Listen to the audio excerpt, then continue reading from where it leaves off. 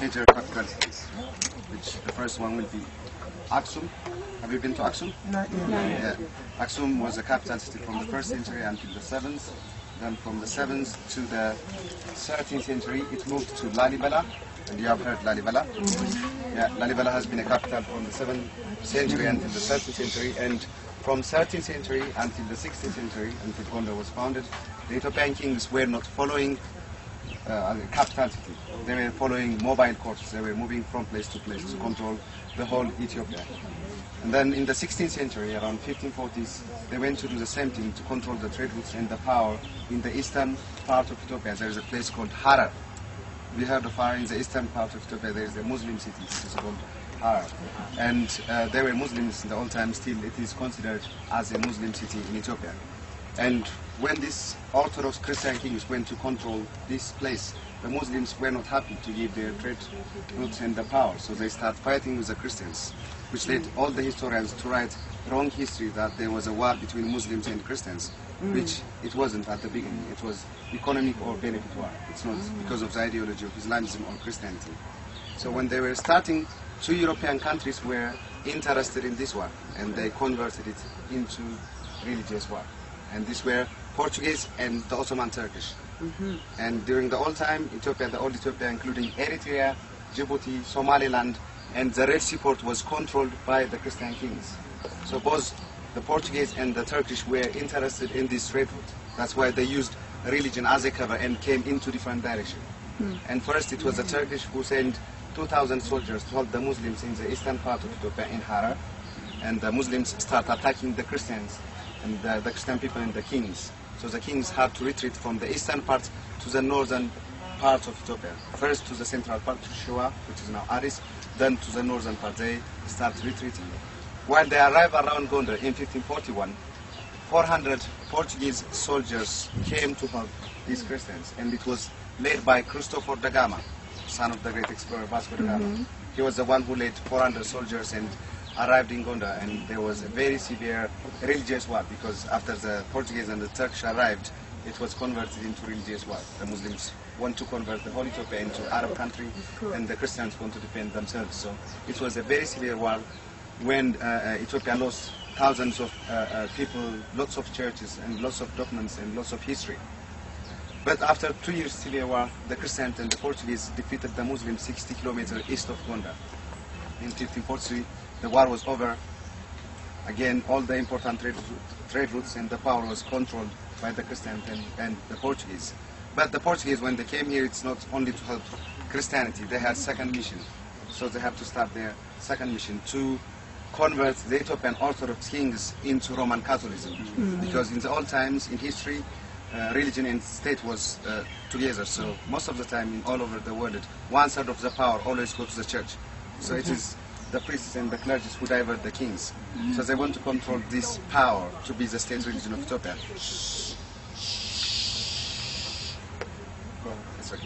So starting from 1543, when the war was over, until 1606, they tried to convert 4 kings into Roman Catholicism, which was difficult for the Portuguese, because in the old times the Ethiopian kings were very smart and clever. Because to be a king, they don't grow up here. For example, if we think Fasil is the founder of Gondar, his sons will not grow up here. They will be taken into a luxurious prison in one of the mountains where they can find everything they want. And that was like a college for them, where they learn history, war art, theology, and philosophy and literatures. So they were, when they grow up with lots of knowledge and ethics.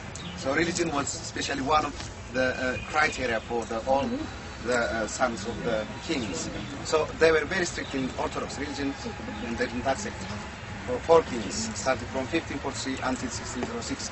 But the king who came to power in 1606, his name is Susinius, and he's the father of the founder of Gondar, King Fasil. So Susinius was in Ethiopian history we call him the weak king, who opened his door easily for the Portuguese to preach Catholicism, and he accepted Catholicism easily. And first it was for himself in 1613 that he accepted Catholicism and he proclaimed he's a Catholic king. Then the Portuguese, they pushed him that he had to proclaim Catholicism to be the state religion of Ethiopia. So in 1622 he proclaimed the state religion of Ethiopia to be Catholicism, which created a very severe revolution or war in Ethiopia, because all these people that like the new religion came from the Europe, so they start fighting with the king, and it was unbalanced war.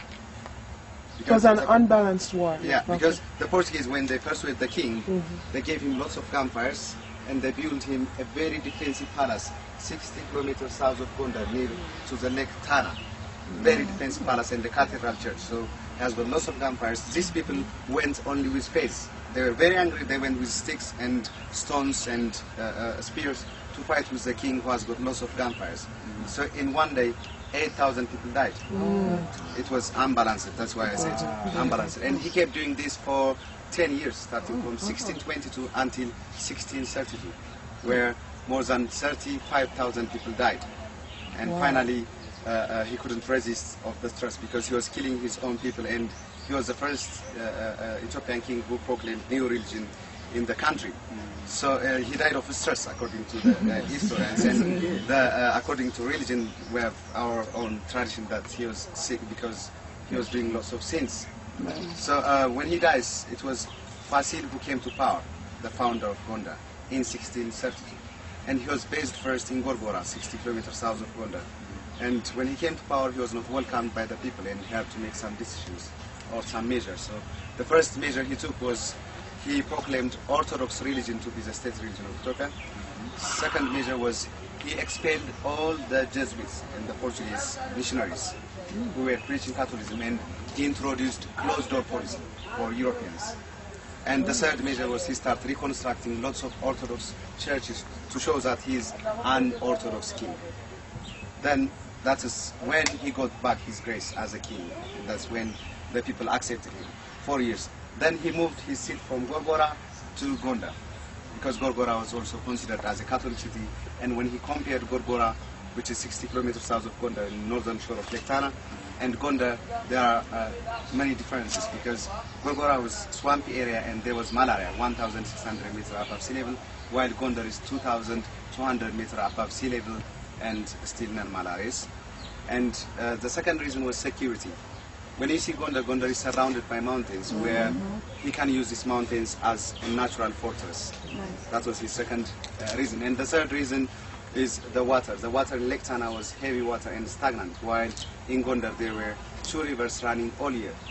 So he can use this fresh water every time. So because of that, he moved his seat from Gorgora to Gondar in 1636, and he succeeded to build this beautiful palace, which gave a name Camelot of Africa for Gondar. Gondar is mostly considered as Camelot of Africa. And again, when we think of 7th century, when we think of Africa, when Europeans were taking some part of Africa in the 7th century, Ethiopia was having luxurious time with these palaces and lots of things which we are going to see them. And Fasil, he built this first castle, and then he built his own archive over there, a 2-story building where they used to.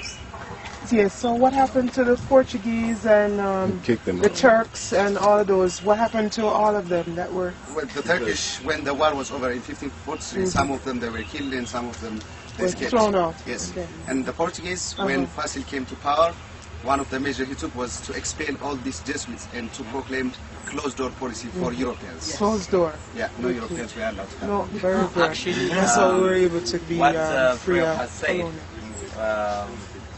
when King Facilis came to the power, he declared closed-door foreign policy, and Ethiopia were isolated from the European about 100 years. Even he made some agreement with some Yemeni imams not to let the European missionaries across to Ethiopia. Yes. As you have mentioned, when there was some civil war between the Orthodox and Catholic, more than 35,000 peasants were killed by the Roman soldiers. Some scholar has said the Ethiopian people they prefer to die rather than accepting a new religion. It's very difficult to separate the Orthodox religion with its tradition. And the Jesuits had also wrong mission. They want to Christianize the Christian people. Yes. That was unacceptable. That's why more than 35,000 people were killed by the Royal soldier.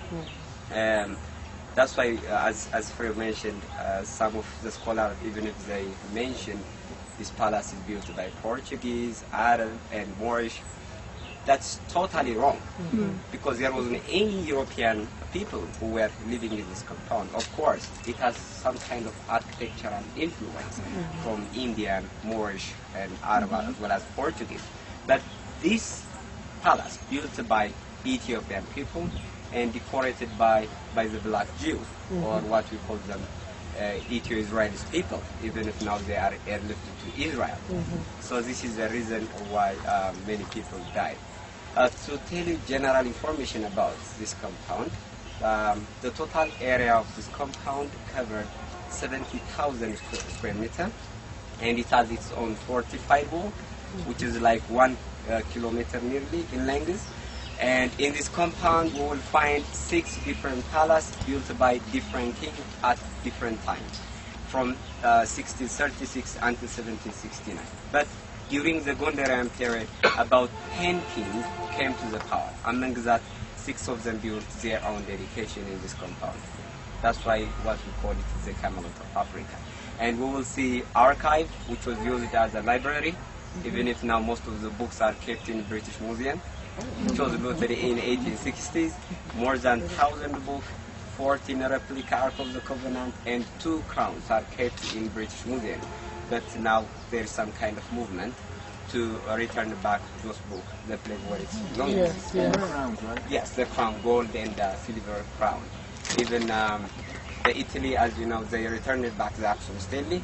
Still, we are asking them the first Majesty Haile Selassie aeroplane, what you call it, Nisr Tafari. Nisr means an eagle. Tafari is the name of Haile Selassie, before he becomes a king. And still, we are, asking most of the treasure, which was looted by the British, by the Italian, and also by the Sudanese in 1880s, because most of the church were destroyed by the Sudanese. And in this compound, we will see lion cage, even if now there isn't a lion, but Abyssinian black lion used to be kept in this compound to symbolize power, not for entertainment like Roman king. Even Abyssinian black lion were the national emblem of the country until the days of Majesty Haile Selassie. And we will see steam baths, what you call it, hammam, and we will see a lot of ruined building, which was destroyed by the British aircraft bombardment to drive out the Italians. I hope you will have a very nice time in this compound. If they would like to add something, otherwise we have to. I don't know, if we are comfortable together, we can do it together. Let's do it together. So it's Together. Yeah. Together, let's go. No need to split. So maybe we'll not come back this way because there is an exit on the other side. So if you want to take some photographs, this side.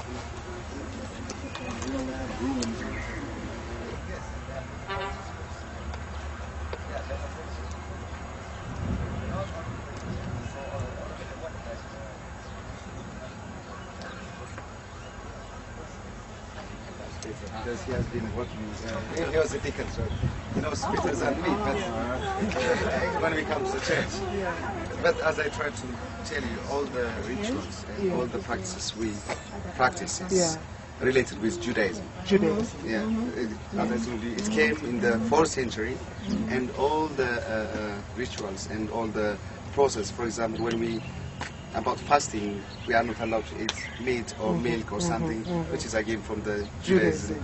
And the way we kill our animals, we are not allowed to eat meat from Muslims or Christians. We have lots of rules which are from the Old Testament. That's why the Ethiopian Orthodox would say we still practice some rules from the Old Testament and the New Testament. Even it's unique because it is the Ethiopian Orthodox Church which has replica of the Ark of the Covenant still in every church. Actually, this is what the historian has said. Christianity came to Ethiopia in the 4th century. But according to the Orthodox Christianity, Christianity was introduced in the 1st century by Ethiopian eunuch who was baptized by Apostle Philip. Yes. But people did not accept it, Christianity, because Judaism religion were the dominant. But after some century by King Izana, Christianity was reintroduced by one of the 9 saints called Fremnaches. Then it becomes the official religion. So Christianity means a lot for Ethiopian people. We believed that Jesus Christ is the Son of God. This is very common thing. But what it makes us so different with other Christianity, we have intercession, we don't reach directly to God. We have intermediaries like saints, angels, Mary. That's why there are many churches dedicated to Saint Mary, saints, and also other martyrs. So any church, even if there is a replica Ark of the Covenant, always the name of Jesus or the Mass, which is to deliver the Holy Communion, should be held. Then, based on their promise, the saint, the angels will be written based on their own hagiography. So Christianity means a lot, but what it makes us different about the other tradition, like fasting. We have fasting more than 168 days throughout the year. This is the official fasting day. No dairy product at all. And if you have to fast about 9 hours. Actually about 18 hours. If you eat your supper, you have no right to eat until the following day 3 o'clock. Even you have no right to drink. Even now, this is the Holy Week. People eat once in a day. And the whole day you have to go to the church to commemorate how Jesus Christ was suffered for the sake of people. And we do have, as he has mentioned, we have a book called, which is written by Ge'ez language on the parchment to read about the life of Jesus Christ, what he suffered for the sake of people. And the Bible says only a few things, but if you read that book, it tells more about Jesus Christ, how he was suffered a lot about the people. For example, when they put thorn crown on Jesus Christ's head, the Bible said only they put thorn crown on Jesus Christ's head. But according to the Orthodox Christianity book, it had a very long nail, then they hit by hammer, and it goes through his throat and touch his heart. It's not because of Jesus Christ was only human, he was a Lord, This and other things has a difference with other Christian churches. Also, in the monasteries, we do have some specific rules where women are not allowed to go to some of the monasteries because of that special or particular law. It doesn't mean that from the Bible. So, it needs more time, more time to know more about the Ethiopian Orthodox Christianity. But let me tell you one proverb. Some of the Ethiopian clergy said that to know the sweetness of honey, you have to taste it. Otherwise you don't know what it means, honey. So to know the Orthodox Christianity, you have to practice it. Then you can understand what it means, the Orthodox Christianity. I have a question. Yeah. You've been talking a lot about the different forms and views on religion in Ethiopia. Yeah. And you just said a proverb about tasting those Christianity. Do Ethiopians actually adhere to these principles and manifest it in their daily lives? Because I'm a Christian. Yeah. And one of the issues I have with religion is you hear people, not just Christianity, you hear people espouse an Islamic faith and then they're beheading somebody. They're beheading their wives because she disrespected him. I want to know, there seems to be a real intense focus on religion fasting. Is it manifest in good deeds among fellow men and women on a daily basis within your society, or is it just something people do because it's like a routine?